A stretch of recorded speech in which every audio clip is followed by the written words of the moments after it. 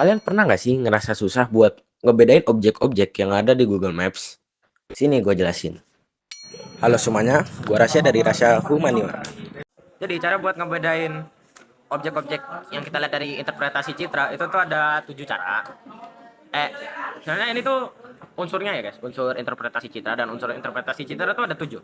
Nah, yang pertama itu ada rona atau warna. Dia tuh nunjukin tingkat kecerahan dan kegelapan dari objek yang kita lihat. Jadi misal ini kan Candi Borobudur ini kan terlihat gelap ya, karena dia kan terbuat dari batu andesit. Sementara kalau vegetasi-vegetasi yang lain itu tuh kelihatan terang guys, gitu. Nah, yang kedua itu ada bentuk. Nah, bentuk itu ya kayak variabel kualitatif yang menunjukkan kerangka dari suatu objek. Ya, kalau kita lihat kan di sini bentuk dari Candi Borobudur ini kan kayak sebuah apa ya? Pokoknya dia tuh bener-bener sangat simetris sih guys, hampir kayak kotak gitu ya mungkin. Dia dan juga tuh dia berbentuk bertumpuk gitu ya, dan banyak stupa-stupanya. Terus yang ketiga itu ada tekstur. Itu tuh nunjukin tingkat kehalusan sesuatu objek. Nah, jadi misal kan kalau kita lihat di sini Candi Borobudur agak kasar ya, karena seperti yang tadi dia terbuat dari batu andesit. Sementara kalau vegetasi-vegetasi yang lain yang hitungannya tanaman, dia tuh halus. Nah, jadi yang selanjutnya itu ada pola, di mana itu tuh adalah susunan keruangan dari objek tersebut. Nah, misal di sini Candi Borobudur itu kan punya bentuk yang eh, simetris, dan juga pola lingkaran di tengahnya itu bener-bener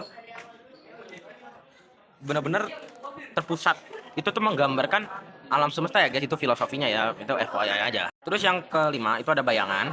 Bayangan ini tuh sebenarnya buat nunjukin tinggi rendahnya objek tersebut ya. Misalkan kalau kalau kita lihat di sini di Candi Borobudurnya lah, makin ke bawah itu kan makin gelap, sementara kalau makin ke atas itu makin terang, yaitu adalah efek dari bayangannya tersebut gitu. Terus kalau yang keenam itu ada situs. Situs ini tuh adalah letak dari objek tersebut di antara objek-objek lainnya. Nah, kalau kita lihat dari gambar yang saya kasih, itu kan Candi Borobudur terletak di banyak sekali vegetasi, hutan-hutan, dan juga ada sedikit jalan di situ ya.